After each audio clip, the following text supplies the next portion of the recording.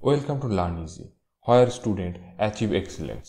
আচ্ছা, আগের দিন আমরা যে জিনিসটা সম্পর্কে পড়েছিলাম সেটা হচ্ছে টাইপস অফ ডিসি মোটর। কি কি ধরনের টাইপ হয়, ঠিক আছে? আজকে আমরা যে জিনিসটা সম্পর্কে জানবো বিষয়টা হচ্ছে ডিসি মোটর একটা, ধরো, ইয়ে, তার কি কি ধরনের টাইপ হয়। হুম এবার মানে এবার তার রিপোর্ট কার্ড দেবো, মানে কোন বাচ্চা ক্লাসে কিরকম পারফর্ম করছে সেটা আমরা কিভাবে বুঝবো, তার রিপোর্ট কার্ড দেখে। এবার সেটার উপরে আমরা তারপরে বেস করে আমরা তার কাটাছেঁড়া করব যে এইটাকে আমরা কোন বাচ্চাকে কোন ফিল্ডে দেব।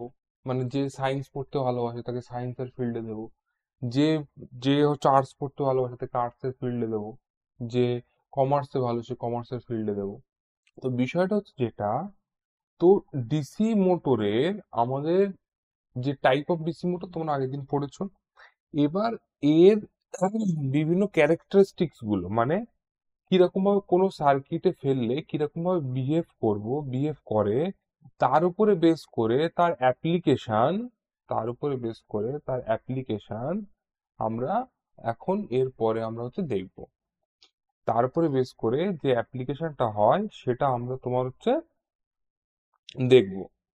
এবার বিষয়টা হচ্ছে যেটা, উম, প্রথমে আমাদের যেটা সম্পর্কে জানার আমাদের একটুখানি দরকার, যেটা আমাদের এখানে খুবই রিপিট হবে, সেটা হচ্ছে armature reaction. What is armature reaction? দেখো, আর্মেচার রিয়াকশনের উপরে আমি টোটাল একটা ক্লাস করাবো, ঠিক আছে? এবার এখন যে জিনিসটা সম্পর্কে জানার দরকার সেটা হচ্ছে কিভাবে আমাদের, মানে, মেশিনে আর্মেচার রিয়াকশন কিভাবে আমাদের পারফর্ম করে, বা আর্মেচার রিয়াকশন জিনিসটাই। আচ্ছা, একটা জিনিস একটুখানি বলি। ধরো, এই একটা কয়েল রয়েছে, এর মধ্যে কারেন্ট ফ্লো করছে, ঠিক আছে? তাহলে এর চারিদিকে একটা ফ্লাক্স উৎপন্ন হবে না? এবার তাহলে আমরা কি জানি, যে কোনো কন্ডাক্টরের মধ্যে কারেন্ট ফ্লো করলে সেখানে একটা ফ্লাক্স উৎপন্ন হয়। আচ্ছা, এবার এবার এই তো ধরো হচ্ছে আমাদের পোল, নর্থ পোল, এই হচ্ছে ফ্লাক্স যাচ্ছে নর্থ টু সাউথ। এর মধ্যে আমার কন্ডাক্টর আর্মেচার মুভ করছে, দিস ইজ দ্য আর্মেচার। এটা হচ্ছে আমাদের আর্মেচার। আর্মেচার মুভ করছে, এর মধ্যে আমাদের কন্ডাক্টর গুলো প্লেস করা আছে, তাই তো? যেটা আমরা এতদিন শিখেছি। এবার ধরো এই ডাইরেকশন আমার কি হচ্ছে, এই ডাইরেকশন আমার রোটেট করছে, ঠিক আছে? আচ্ছা, এবার এখান থেকে যখন আমি এক্সটার্নালি লোড কানেক্ট করছি, তখন তাহলে এর মধ্যে তো একটা কারেন্ট ফ্লো করছে, এর মধ্যে থেকে তো একটা কারেন্ট ফ্লো করছে। এবার সেটা নিয়ে সেই রিলেটেড আমরা ডট কারেন্ট ক্রস কারেন্ট আমরা জানতাম। সেই রিলেটেড আমরা কি জানতাম? ডট কারেন্ট ক্রস কারেন্ট মানে এর তলায় ধরো হচ্ছে ক্রস কারেন্ট, এর তলায় হচ্ছে ধরো ক্রস কারেন্ট, এই হচ্ছে ক্রস কারেন্ট, এর তলা হচ্ছে ডট কারেন্ট। ক্রস কারেন্ট হলে এর চারিদিকে একটা ক্লকওয়াইজ ফ্লাক্স উৎপন্ন হচ্ছে, আর এর চারিদিকে এইদিকে একটা অ্যান্টি ক্লকওয়াইজ ফ্লাক্স উৎপন্ন হয়, আমরা বলেছিলাম। আচ্ছা, একটা জিনিস ভালো করে খেয়াল করো, এই যে ফ্লাক্সটা আছে, এখানে তো ইন্ডিপেন্ডেন্টলি একটা ফ্লাক্স উৎপন্ন হচ্ছে, আবার এখানেও একটা ইন্ডিপেন্ডেন্টলি ফ্লাক্স উৎপন্ন হচ্ছে না? ভালো করে খেয়াল করবে, এখানে একটা independently north pole south pole তৈরি হচ্ছে, তাহলে এখানে একটা ফ্লাক্স উৎপন্ন হচ্ছে। সিমিলারলি এখানেও তো একটা ফ্লাক্স উৎপন্ন হচ্ছে, তাহলে এই দুটোর মধ্যে একটা রিয়াকশন হবে না? এ বলে এইদিকে যাব, একজন বলছে এইদিকে যাব, আর একজন বলছে আমি অন্যদিকে যাব। কোন দিকে যাব আমি দেখাচ্ছি, আর একজন বলছে আমি অন্যদিকে যাব। তাহলে কি হবে? তাহলে এদের মধ্যে একটা রিয়াকশন তৈরি হবে না, that is called armature reaction. এবার বিষয়টা হচ্ছে একটুখানি দেখাই। ধর, এই হচ্ছে আমাদের আর্মেচার কন্ডাক্টর, ঠিক আছে? এবার ডাইরেকশন রোটেশন যদি ক্লকওয়াইজ হয়, হ্যাঁ, তাহলে নর্থ পোলের তলায় হচ্ছে নর্থ পোলের তলায় কি উৎপন্ন হয়? ক্রস কারেন্ট উৎপন্ন হয়। আবার এর তলায় কি উৎপন্ন হয়? Dot current. আচ্ছা, ক্রস কারেন্ট হলে ফ্লাক্সের ডাইরেকশন কোন দিকে হয় গো? Clockwise, clockwise, clockwise. আর এটা হচ্ছে অ্যান্টি ক্লক। তাহলে আমি যদি টোটাল ফ্লাক্সটা যেটা উৎপন্ন হচ্ছে সেটা কিরকম ভাবে বিহেভ করছে, দেখো টোটাল এইটার জন্য এইরকম ভাবে একটা ক্লকওয়াইজ এই কন্ডাক্টর গুলোর জন্য টোটালটা যদি সাম আপ করি তাহলে এইরকম ভাবে ক্লকওয়াইজ। হ্যাঁ, হ্যাঁ। আবার এটার ক্ষেত্রে এরকম ভাবে অ্যান্টি ক্লকওয়াইজ। ক্লিয়ার? তাহলে যদি তুমি ভালো করে খেয়াল করো, আর এর উপরে ফ্লাক্সটা কোন দিক থেকে কোন দিকে পাস করছে, ফ্লাক্সটা পাস করছে হচ্ছে উপর থেকে নিচের দিকে। এক জায়গায় আঁকলে বেশি গিজিবিজি হয়ে যাবে, সেই জন্যে আমি পাশে আঁকলাম। বিষয়টা ভালো করে খেয়াল করো, এই পুরো পোর্শনটা মানে এইটা এর মধ্যে আছে। আচ্ছা, যদি আমি একটু অন্য কালি দিয়ে মার্ক করার চেষ্টা করি, আচ্ছা এই পোর্শনে এই ফ্লাক্স আর এই ফ্লাক্স একে অপরকে অপোজ করছে না? আর এই পোর্শনে এই ফ্লাক্স আর এই ফ্লাক্স একে অপরকে হেল্প আউট করছে না? সিমিলারলি এই পোর্শনে এই ফ্লাক্স আর এই ফ্লাক্স একে অপরকে অপোজ করছে, আবার এই পোর্শনে এই ফ্লাক্স একে অপরকে হেল্প আউট করছে। তাহলে দেখা যাবে যে ফ্লাক্স যেটা পাস করবে অ্যাকচুয়ালি ডিউ টু আর্মেচার রিয়াকশনের জন্য, এটা নর্থ পোল, এটা হচ্ছে সাউথ পোল, এই পোর্শনে এটা ধরো এর মধ্যে প্লেস করা রয়েছে, এই পোর্শনে ফ্লাক্স গুলো কনসেন্ট্রেটেড হয়ে যাবে। আমি দেখানোর চেষ্টা করি, এই পোর্শনে ফ্লাক্স গুলো কনসেন্ট্রেটেড হয়ে যাবে, এই পোর্শনে ফ্লাক্স কিন্তু থাকবে না। আবার দেখা একটুখানি, এই পোর্শনে কোন রকম ফ্লাক্স থাকবে না, কমে যাবে, আবার এই পোর্শনে ফ্লাক্স কিন্তু কমে যাবে। তাহলে ফ্লাক্সের নেচার কেমন হবে? এখান থেকে উৎপন্ন হয়ে এখানে গিয়ে শেষ হয়, এখান থেকে উৎপন্ন হয়ে এখানে গিয়ে শেষ হয়, এইরকম। তারপর বেঁকে যাচ্ছে না? This is due to armature reaction. ব্যাপারটা বুঝলে আর্মেচার রিয়াকশনের বেসিক ফান্ডাটা। এবার ব্যাপারটা হচ্ছে যেটা, এই আর্মেচার রিয়াকশনের জন্য যে মেনলি যে জিনিসটা ঘটে সেটা হচ্ছে আমাদের ফ্লাক্স যেহেতু কমে যাচ্ছে, যে একে অপরকে অপোজ করছে, যেহেতু কমে যাচ্ছে তার জন্য আমাদের টার্মিনালে ভোল্টেজ যতটা ডিজায়ার ওপেন মানে নো লোড কন্ডিশনে বা ওপেন সার্কিট কন্ডিশনে যতটা ভোল্টেজ আমি পাই, ফুল লোড কন্ডিশনে বা লোড দেওয়ার পরে ভোল্টেজ কিন্তু আস্তে আস্তে কিন্তু কমতে থাকে। ক্লিয়ার? আর্মেচার রিয়াকশনের একটা বেসিক কনসেপ্ট আমাদের ক্লিয়ার হলো। আচ্ছা, এবার আমরা যে ধরনের ডিসি মেশিন সম্পর্কে আমরা পড়েছি, যে ধরনের ডিসি মেশিন সম্পর্কে পড়েছি, আজকে তার আমরা ক্যারেক্টারিস্টিক্স গুলো দেখব। এর আগে একটা জিনিস সম্পর্কে আমাদের একটু জানার দরকার, সেটা হচ্ছে মানে ধরো এই একটা ফেরোম্যাগনেটিক ম্যাটেরিয়াল রয়েছে। আমাদের ম্যাটেরিয়াল আমাদের তিন ধরনের হয়। তো একটা হচ্ছে ferromagnetic material, diamagnetic material, paramagnetic material. ঠিক আছে, এগুলো সম্পর্কে বিস্তারিত এখন বলবো না, যখন দরকার পড়ে তখন বলবো। আপাতত ফেরোম্যাগনেটিক ম্যাটেরিয়াল সম্পর্কে একটা বলি।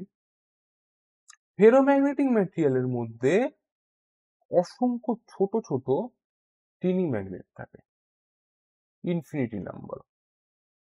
তারা কি হয়, এইগুলো ধরো টিনি ম্যাগনেট, একে অপরে অবিন্যস্ত অবস্থায় সজ্জিত থাকে।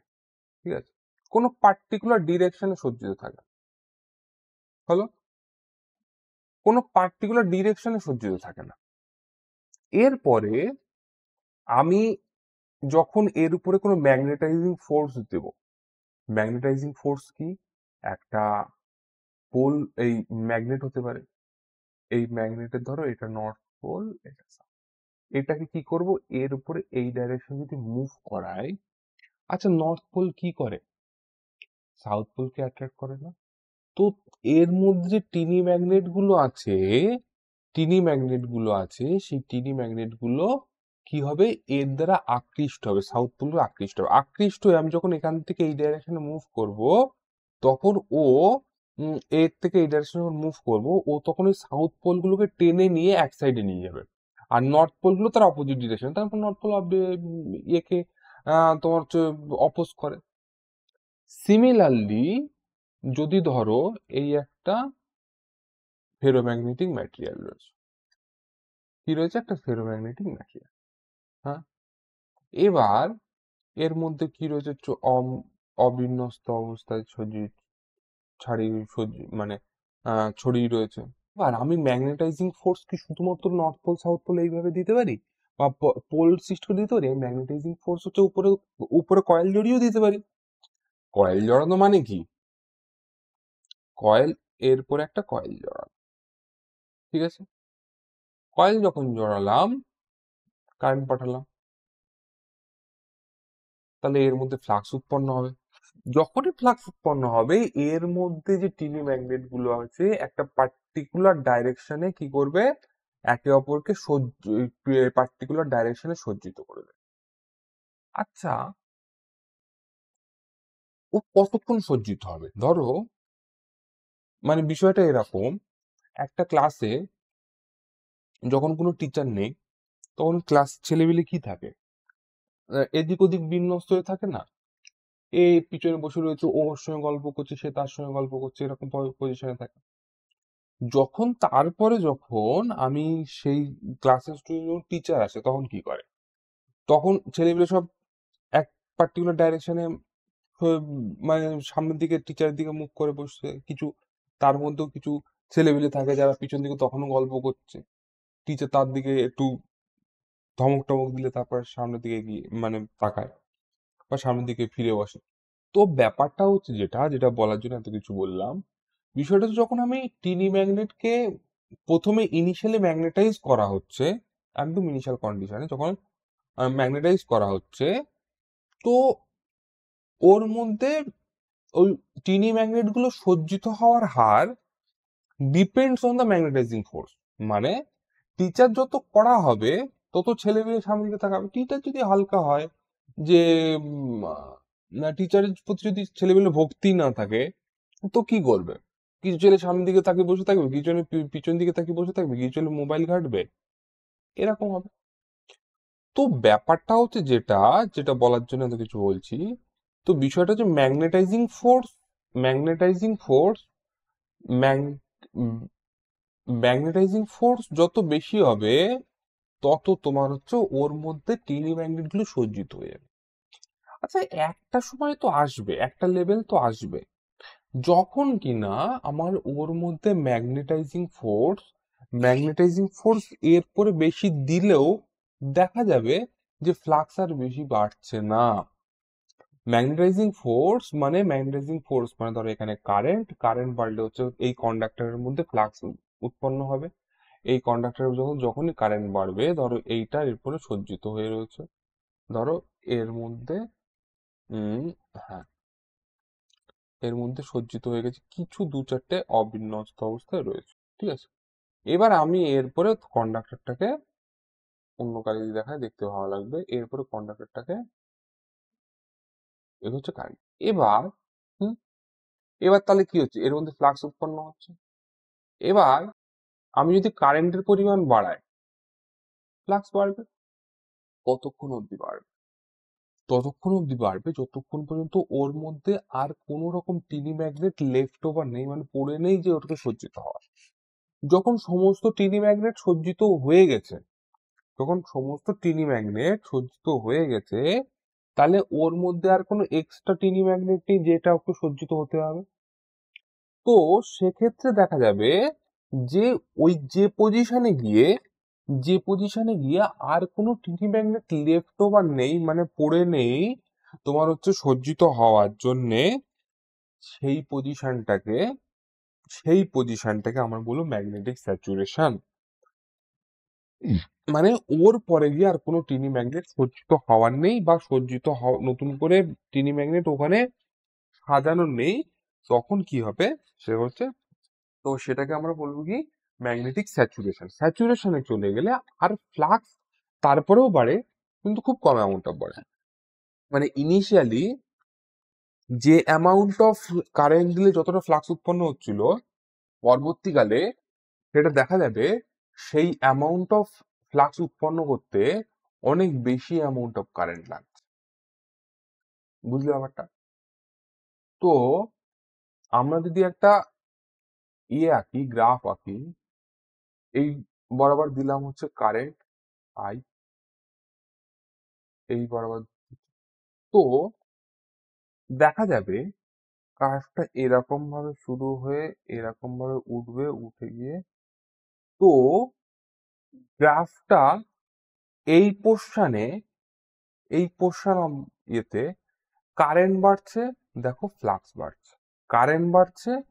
ধরো যদি পয়েন্ট আউট করি, এই হচ্ছে কারেন্ট, তার জন্য ফ্লাক্স হচ্ছে এটা, এই হচ্ছে কারেন্ট, তার জন্য ফ্লাক্স হচ্ছে এটা, এই হচ্ছে কারেন্ট, তার জন্য ফ্লাক্স হচ্ছে এটা, এই হচ্ছে কারেন্ট, তার জন্য ফ্লাক্স বাড়ছে এত।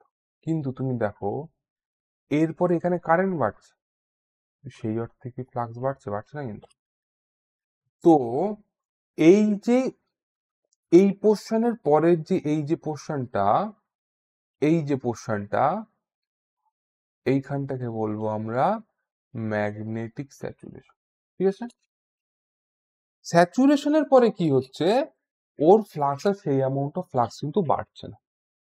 আচ্ছা, এবার একটা কথা বলো, আচ্ছা আমরা কি জানি, easy generated EMF is equal two 5 ZN/60 into P/, তাহলে এর মধ্যে আমি কি বলেছিলাম, এর মধ্যে তোমার হচ্ছে এই জেড আর 60 কনস্ট্যান্ট, আর P/এও কনস্ট্যান্ট, তাহলে আমি লিখতে পারি, তাহলে আমি কি লিখতে পারি যে Eg Eg is equal to K, এই পুরো পোর্শনটাই কে ধরছি, 5 × n, তাহলে Eg is directly proportional to 5 × n। একটা মেশিন যদি স্পিডকে কনস্ট্যান্ট রাখি, তাহলে এই যে জেনারেটেড ইএমএফ এর যে গ্রাফটা পাবো, সেটা কি হবে, ফ্লাক্সের রেপ্লিকা হবে না, মানে ফ্লাক্সের অনুরূপ হবে না, বা ফ্লাক্সের মিরর হবে না।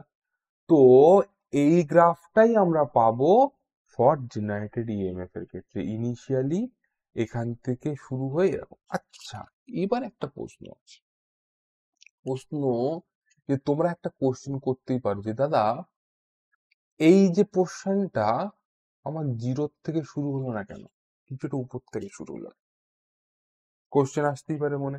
হুম। আবার এই কোশ্চেনটাও আসতে পারে যে দাদা এইখান থেকে এরকম ভাবে গেল না কেন, মানে, তো এইখানে একটা প্রশ্ন আসতে পারে যে দাদা এরকম ভাবে এটা ঘুরলো কেন, এই জায়গাটা এরকম ভাবে ঘুরলো কেন, স্ট্রেট লাইন হলো কেন। এইখানে একটা, এই দুটো বিষয় সম্পর্কে একটুখানি জানার ব্যাপার আছে।